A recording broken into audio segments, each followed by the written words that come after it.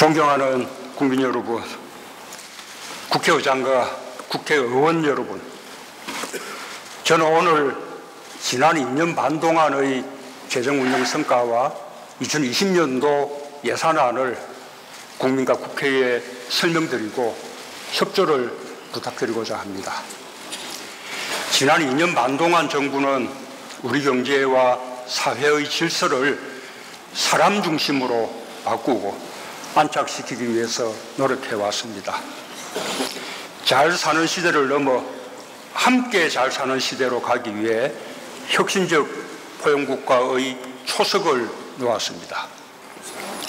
지금까지 우리 사회는 시대에 역동적으로 대처하며 발전해 왔습니다.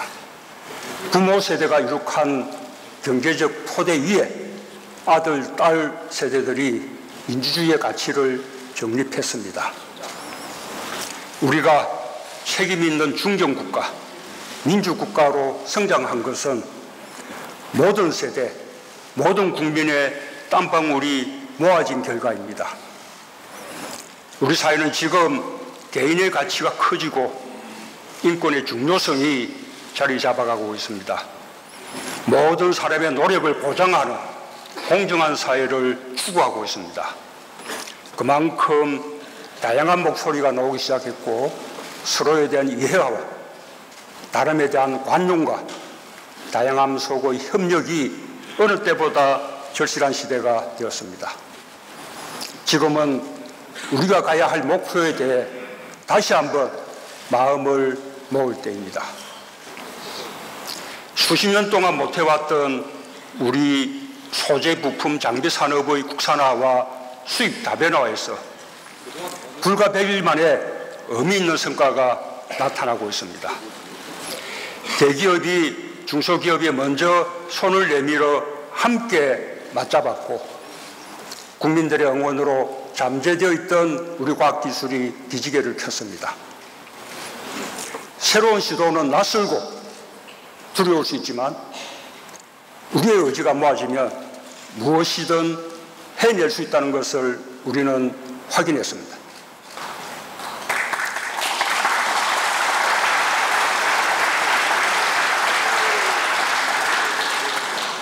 이제 우리 정부 남은 2년 반을 준비해야 할 시점입니다.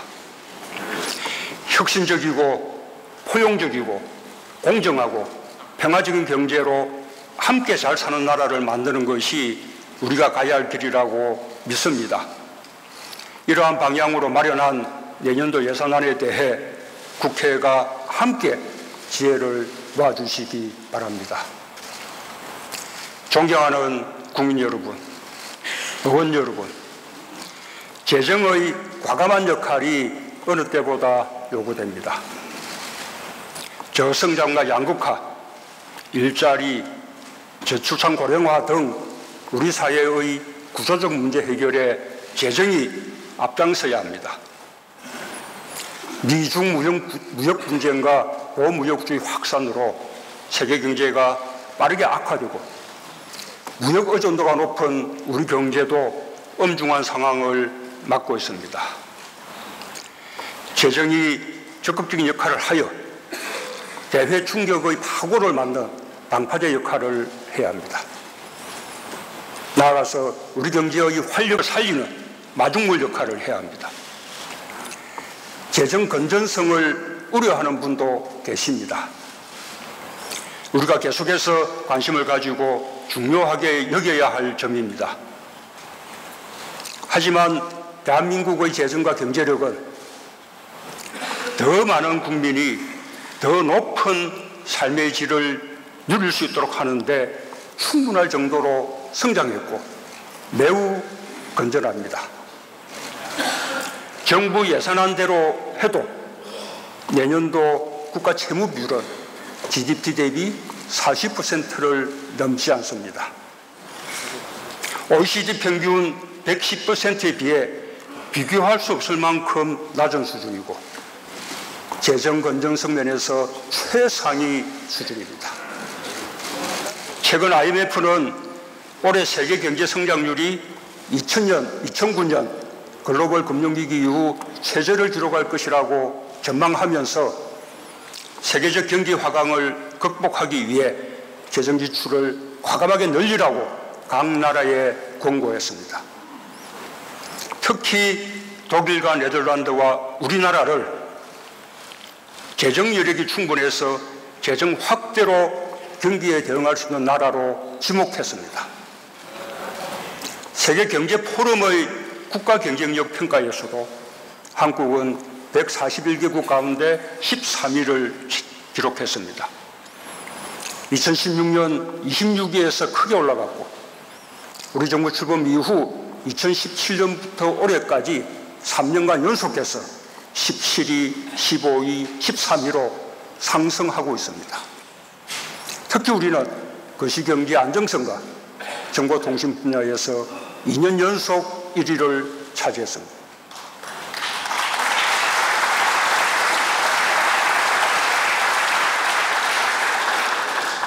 또한 3대 국제신용평가기관 모두 한국의 국가신용등급을 일본, 중국보다 높게 유지하고 있습니다.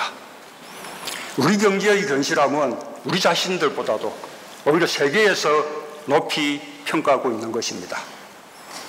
우리 정부는 최근 2년간 세수 호조로 국채 발행 규모를 당초 계획보다 28조 원 축소하여 재정 여력을 비축했습니다.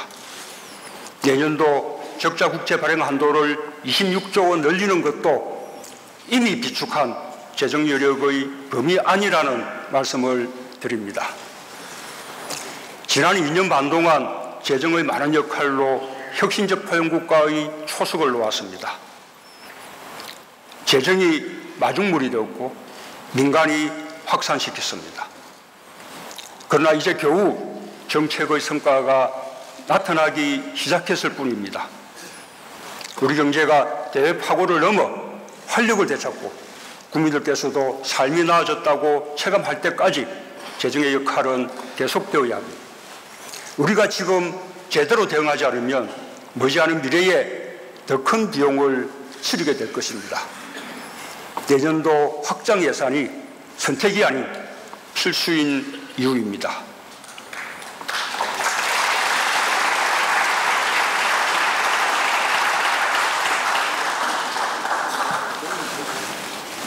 존경하는 국민 여러분, 의원 여러분, 재정은 국가 정책을 실현하는 수단입니다. 특히 예산안과 세법 개정안에는 우리 사회가 가야 할 방향과 목표가 담겨 있습니다. 내년도 예산안과 세법 개정안에는 더욱 활력 있는 경제를 위한 혁신, 더 따뜻한 사회를 위한 포용, 더 정의로운 나라를 위한 공정, 더 밝은 미래를 위한 평화, 4가지 목표가 담겨 있습니다. 이를 위해 정부는 총 지출을 올해보다 9.3% 늘어난 513조 5천억 원 규모로, 총 수입은 1.2% 늘어난 482조 원으로 편성했습니다. 첫째, 우리 경제의 혁신의 힘을 키우는 재정입니다. 4차 산업혁명 시대 혁신의 힘은 땅속에 매장된 유전보다 가치가 큽니다. 혁신 역량이 곧 국가 경쟁력의 핵심입니다. 창의를 북돋고 도전을 응원하며 실패를 두려워하지 않는 열정에 의해 미래의 성장 동력이 만들어집니다. 전 세계가 혁신의 힘을 키우기 위해 총성 없는 전쟁을 치르고 있는 것도 이 때문입니다. 지난 2년 반 동안 정부는 혁신을 응원하는 창업국가를 국정과제로 삼고 신성장 산업 전략, 제2벤처붐 확산 전략, 수소경제 로드맵, 혁신금융 비전 등을 추진하며 혁신 역량을 키우기 위해 투자해왔습니다. 그 결과 혁신의 힘이 살아나고 있습니다. 지난해 신규 벤처 투자가 사상 최대치인 3조 4천억 원에 달했고 올해도 4조 원에 이를 것으로 예상됩니다. 신설법인 수도 지난해 10만 개를 돌파했고 올해 더 늘고 있습니다. 유니콘 기업 수도 2016년 2개에서 올해 9개로 늘어 세계 6위를 기록했습니다. 새로운 도전을 향한 혁신의 분위기가 확산되고 있습니다.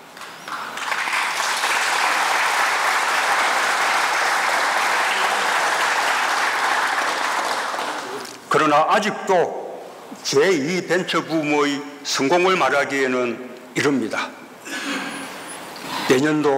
내년에는 우리 경제 혁신의 힘을 더욱 키울 것입니다. 4차 산업혁명의 핵심인 데이터, 네트워크, 인공지능 분야에 1조 7천억 원, 시스템 반도체, 바이오 헬스, 미래차 등 신성장 산업에 3조 원을 투자하고 핵심 소재 부품 장비 산업의 자립화에도 2조 1천억 원을 배정하여 올해보다 크게 늘렸습니다.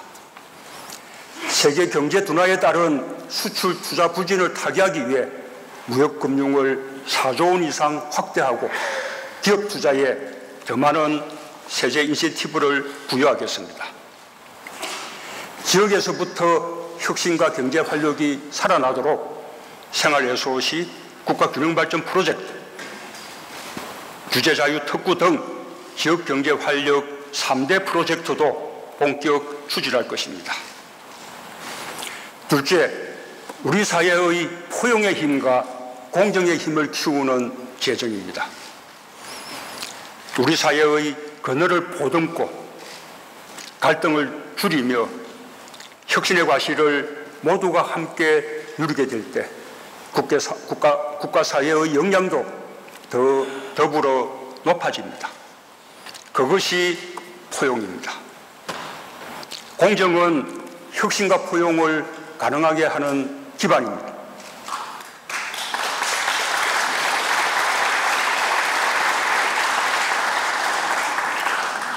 정부는 취약계층에 대한 사회안전망을 강화하고 청년, 여성, 신중년에 대한 맞춤형 일자리를 확대하는 등 포용국가 기반을 마련하는 데 아낌없이 투자해 왔습니다. 그 결과 포용의 힘이 곳곳에 닿고 있습니다. 먼저 소득 여건이 개선되고 있습니다. 올해 2분기 가계소득과 근로소득 모두 최근 5년 사이에 가장 높은 증가율을 보였습니다. 특히 고령화의 영향으로 계속 떨어져서 걱정이던 1분위 계층의 소득이 증가로 전환되었습니다. 근로장려금 확대 등의 정책 효과로 1분위와 2분위 계층의 소득이 더욱 개선되기를 기대합니다. 일자리도 회복세를 지속하고 있습니다. 올해 9월까지의 평균 고용률이 66.7%로 역대 최고 수준이고 청년 고용률도 12년 만에 최고치를 보였습니다. 8월과 9월 취업자 수가 45만 명과 34만 명 넘게 증가하여 연간 취업자 수가 목표치 15만 명을 크게 웃도는 20만 명대 중반이 될 것으로 전망됩니다.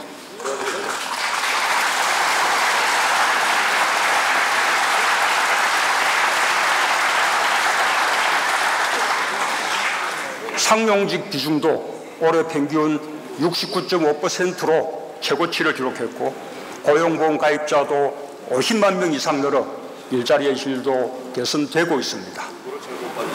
그러나 아직도 더 많은 노력이 필요합니다. 일자리의 질이 더 좋아져야 하고 제조업과 40대의 고용 하락을 막아야 합니다. 우리 사회의 포용의 힘과 공정의 힘을 더욱 키워야 합니다. 먼저 사회안전망을 더욱 촘촘히 보강하겠습니다. 기초생활보장제도의 사각지대를 줄여 7만 9천 가구가 추가로 기초생활보장의 혜택을 받고 고용보험을 받지 못하는 구직자 20만 명에게 한국형 실업부조로 구직촉진수당과 취업지원 서비스를 지원하는 국민취업지원제도를 본격 시행하겠습니다. 교육의 공정성과 포용성을 높이기 위해 올해 고3부터 시작한 고교무상교육을 내년에는 고2까지 확대하고 내후년에는 전 학년에 적용하여 고교 무상 교육을 완성하겠습니다.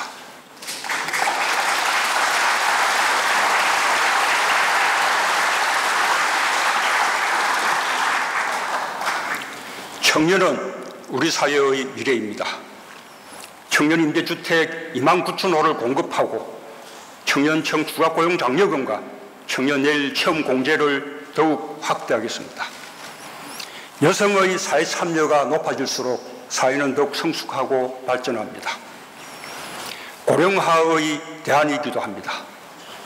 경력 단절 여성의 재취업에 대해 소득세 감면 지원을 더 넓히겠습니다. 고령화 시대의 어르신은 더 오래 사회 발전의 동력이 되고 일하는 복지를 누릴 수 있어야 합니다. 어르신들의 좋은 일자리를 위해 더 많은 재정을 투입하겠습니다. 공익형 등 어르신 일자리도 13만 개 더해 74만 개로 늘리고 기간도 연장하겠습니다. 재정으로 단시간 일자리를 만든다는 비판이 있지만 일하는 복지가 더 낫다는 데는 의문의 여지가 없을 것입니다. 그와 함께 내년부터 저소득층 어르신 157만 명에 대해 추가로 기초연금을 30만 원으로 인상하겠습니다.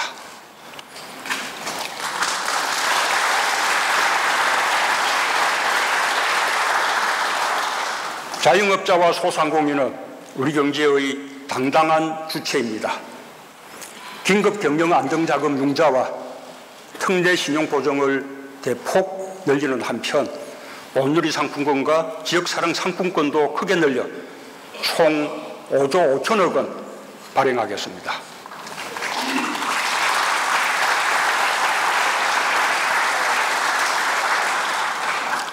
셋째, 우리 미래 평화의 힘을 키우는 재정입니다. 한반도는 지금 항구적 평화로 가기 위한 마지막 고비를 마주하고 있습니다. 우리가 함께 넘어야 할 비핵화의 벽입니다. 대화만이 그 벽을 무너뜨릴 수 있습니다. 상대가 있는 일이고 국제사회와 함께 가야 하기 때문에 우리 마음대로 속도를 낼 수 없지만 핵과 미사일 위협이 전쟁의 불안으로 정복되던 불과 2년 전과 비교해 보면 우리가 가야 할 길은 명백합니다. 우리는 역사 발전을 믿으면서 평화를 위해 할 수 있는 대화의 노력을 다해야 합니다.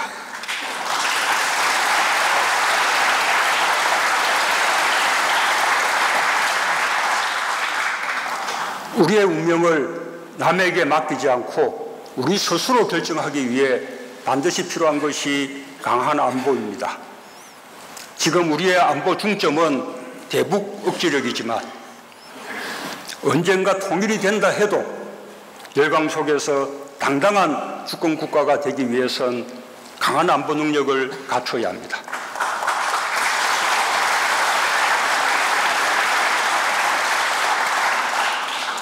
국방비를 내년 예산에 50조 원 이상으로 책정했습니다. 차세대 국산 잠수함, 정찰 위성 등 핵심 방어 체계를 보강하는 한편 병사 월급을 병장 기준으로 41만에서 54만 원으로 33% 인상의 국방 의무를 보상하겠습니다.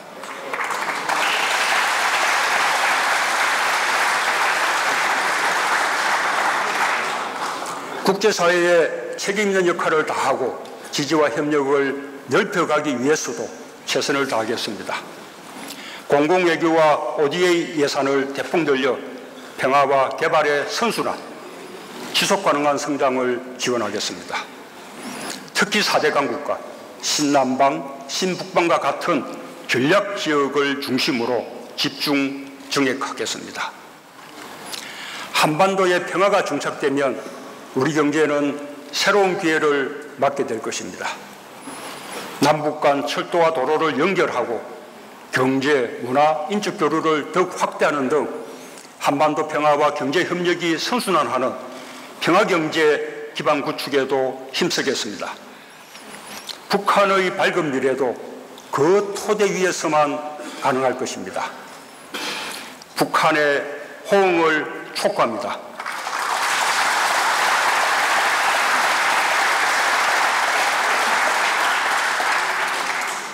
존경하는 국민 여러분, 국민의 다양한 목소리를 엄중한 마음으로 들었습니다. 공정과 개혁에 대한 국민의 열망을 다시 한번 절감했습니다. 정부는 그동안 우리 사회에 만연한 특권과 반칙, 불공정을 없애기 위해 노력해왔지만 국민의 요구는 그보다 훨씬 높았습니다. 국민의 요구는 제도에 내재된 합법적인 불공정과 특권까지 근본적으로 바꿔내자는 것이었습니다. 사회주도 층일수록 더 높은 공정성을 발휘하라는 것이었습니다.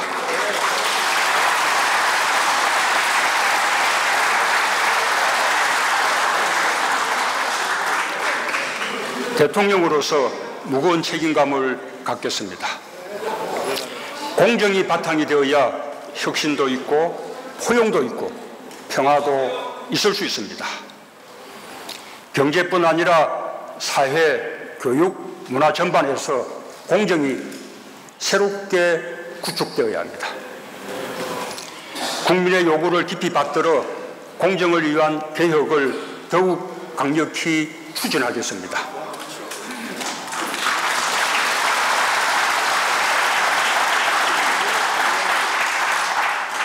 공정사회를 향한 반부패 정책 협의회를 중심으로 공정이 우리 사회에 뿌리 내리도록 새로운 각오로 임할 것입니다.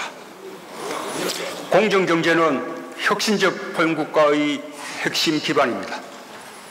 그동안 가벌 문제 해소로 거래 관행이 개선되고 기업 지배구조 개선과 골목상권 보호 등 상생 협력을 이뤘지만 여전히 부족합니다. 상부부가 공정거래법, 하도급 거래공정화법, 금융소비자보호법 등 공정경제 관련 법안 통과에 힘쓰며 현장에서 공정경제의 성과가 체감되도록 더욱 노력하겠습니다.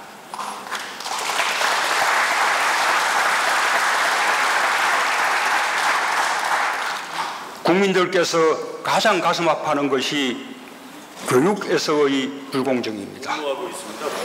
최근 시작한 학생부 종합 전형 전면 실태 조사를 엄정하게 추진하고 고교 서열화 해소를 위한 방안도 강구할 것입니다. 정시 비중 상향을 포함한 입시제도 개편안도 마련하겠습니다.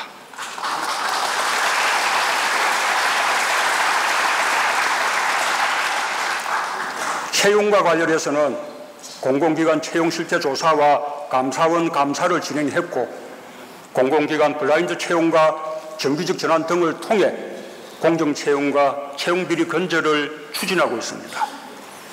앞으로 채용비리가 완전히 사라질 때까지 강도 높은 조사와 함께 엄정한 조치를 취하고 피해자를 구제하면서 지속적으로 제도 개선을 추진하겠습니다.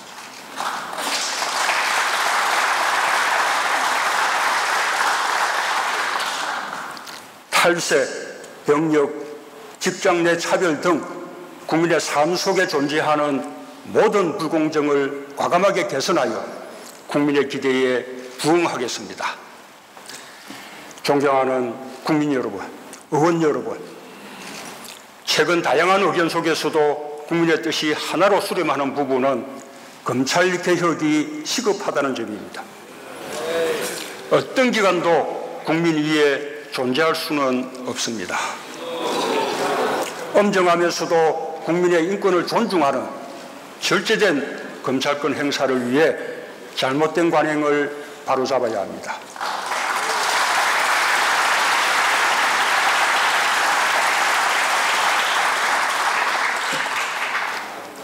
지난주 정부는 법 개정 없이 정부가 할 수 있는 검찰개혁 방안을 국민께 이미 보고드렸습니다. 심야조사와 부당한 별건 수사 금지 등을 포함한 인권보호 수사규칙과 수사 과정에서의 인권 침해를 방지하기 위한 형사사건 공개 금지에 관한 규정도 10월 안에 제정하겠습니다. 검찰에 대한 실효성 있는 감찰과 공평한 인사 등 검찰이 더 이상 무소불위의 권력이 아니라 국민을 위한 기관이라는 평가를 받을 수 있을 때까지 개혁을 멈추지 않겠습니다. 국민들뿐 아니라 대다수 검사들도 바람하지 않는 검찰의 모습이라고 믿습니다. 국회도 검찰 개혁을 위해 가장 중요한 역할을 맡아주시기 바랍니다. 공수처법과 수사권 조정 법안 등 검찰 개혁과 관련된 법안들을 조속히 처리해 주시길 당부드립니다.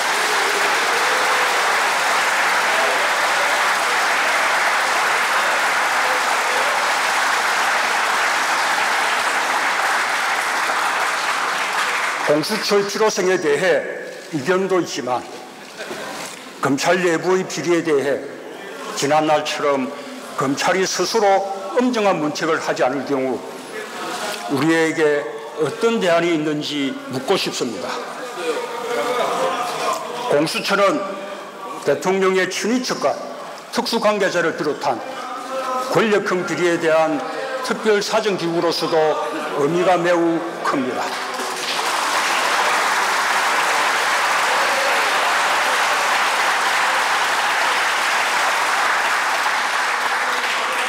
권력형 비리에 대한 엄정한 사정 기능이 있었다면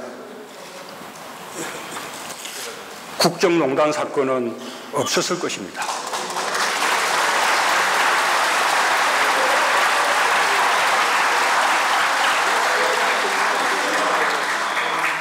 공수처법은 우리 정부부터 시작해서 고위공직자들을 더 긴장시키고 보다 청렴하고 건강하게 만드는 역할을 하게 될 것입니다.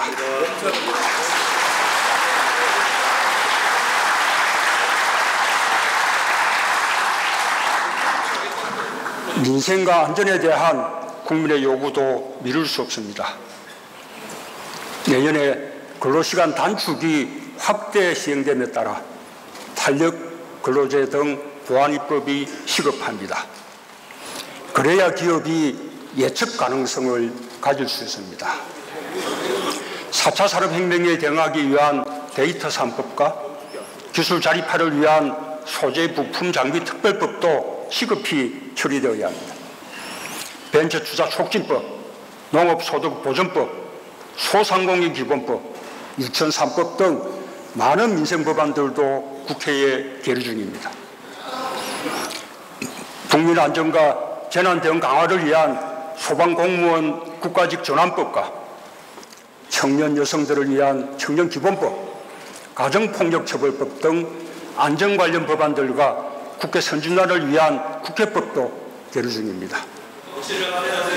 민생과 안전이라는 국민의 요구에 국회가 더 큰 관심을 기울여 주시길 바랍니다.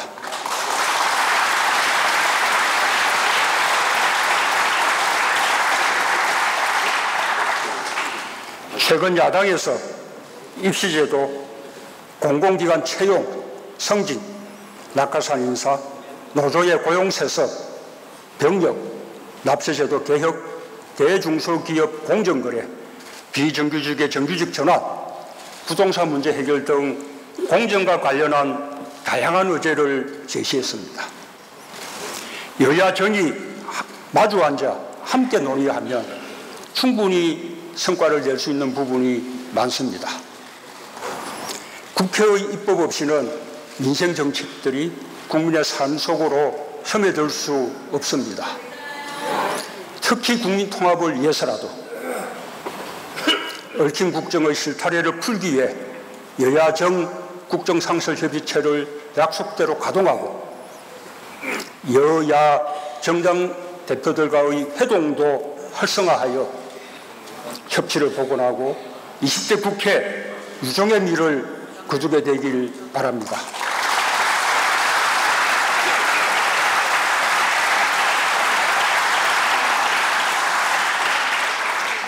존경하는 국민 여러분, 국회의장과 국회의원 여러분, 저는 함께 잘 사는 대한민국을 생각합니다. 우리 모두가 함께 노력해 이뤄낸 성과를 더욱 발전시켜 나가야 합니다. 보수적인 생각과 진보적인 생각이 실용적으로 조화를 이루어야 새로운 시대로 갈 수 있을 것입니다. 정치는 항상 국민을 두려워해야 한다고 믿습니다. 저 자신부터 다른 생각을 가진 분들의 의견을 경청하고 같은 생각을 가진 분들과 함께 스스로를 성찰하겠습니다.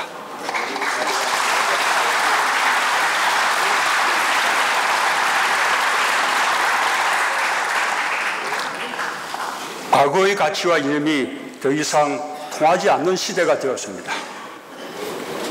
어떤 일은 과감하게 밀어붙여야 하고 아쉽지만 다음으로 미루거나 속도를 조절해야 할 일도 있습니다. 제때에 맞는 판단을 위해 함께 의논하고 협력해야 합니다. 더 많이, 더 자주 국민의 소리를 듣고 국회와 함께 하고 싶습니다.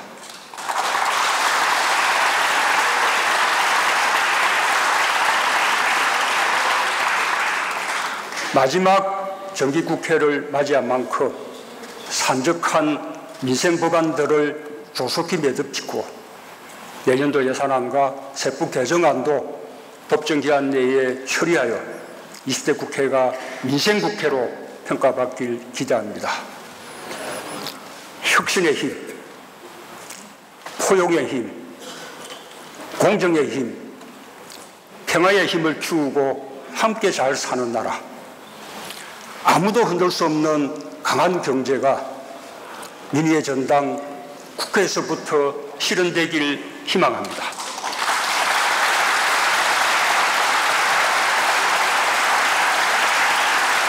감사합니다.